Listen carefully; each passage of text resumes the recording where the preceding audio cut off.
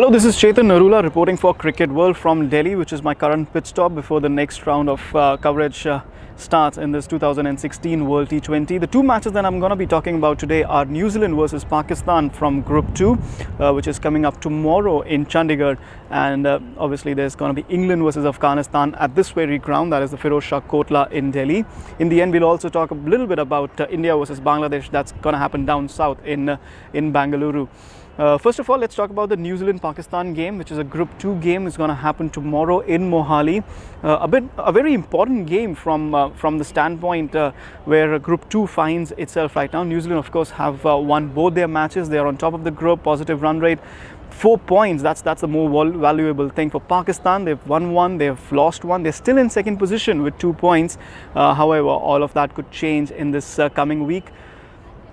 For New Zealand, I mean, they've encountered similar conditions in both Dharamshala and Nagpur, and they've been able to play their spinners in both the games and low scoring matches, and they've won both of them, showing once again that their squad is up to speed in terms of the conditions that they're encountering so far in India. Obviously, they would like to give Tim Southee and Trent Boult a run out before the knockout matches come around and the conditions change too much.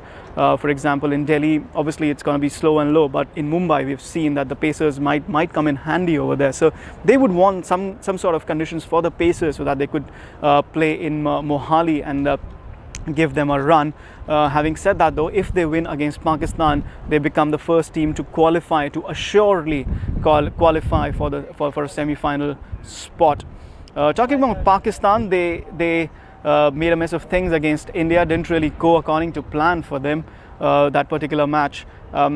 So what they need to do for this particular game, or in fact the Australia game as well, which is also in Mohali on the 25th of March, what Pakistan need to do is twofold. First, they need to sort out their batting order. Shahid Afridi at number 3 doesn't really cut it. I mean, there are always two outcomes. He could go bang bang, or he could just get out. But if he spends a bit of time there, wastes a few deliveries, the innings loses momentum a bit. Surely they can find a better number 3. There's Mohammad Hafiz, who's in great form. Umar Akmal is another contender, or even Shoaib Malik. So they really need to sort out their batting order. The second thing they need to do is sort out their bowling in terms of making the right choices, which they did not do against India. The biggest point of note here for this particular match is it's going to set the tone for the remainder of Group 2 matches. You have New Zealand versus Pakistan, you have Pakistan versus Australia, and then you have India versus Australia, which is going to be the final game in Group 2, which is all these 3 games will be played in Mohali.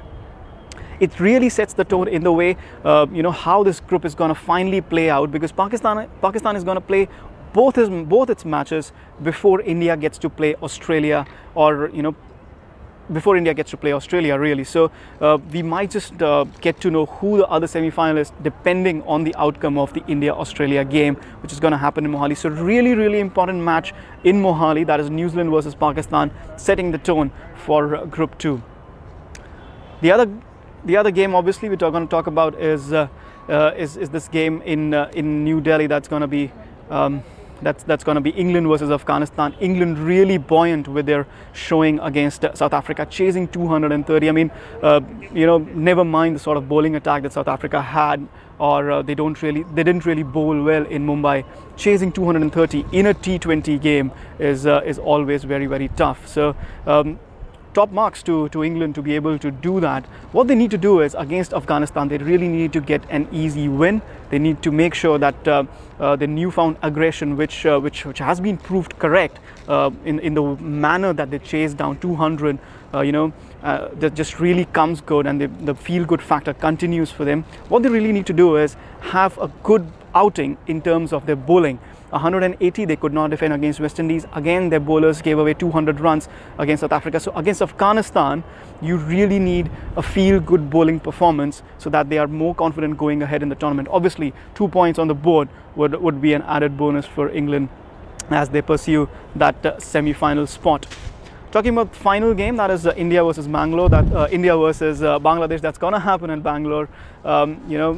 Bangladesh obviously reeling under the ban of their 2 bowlers, Taskin Ahmed and the left arm spinner as well. it is a body blow for Bangladesh, no doubt. Mustafizur is also a bit of under cloud in terms of his fitness. It really puts in perspective Bangladesh's performance. They really needed those bowlers because Bangladesh, over the last couple of years, their bowling attack is the one that has really gained momentum for them. India, at the other hand, obviously they've buoyed by the win against Pakistan. Their tournament is back on track.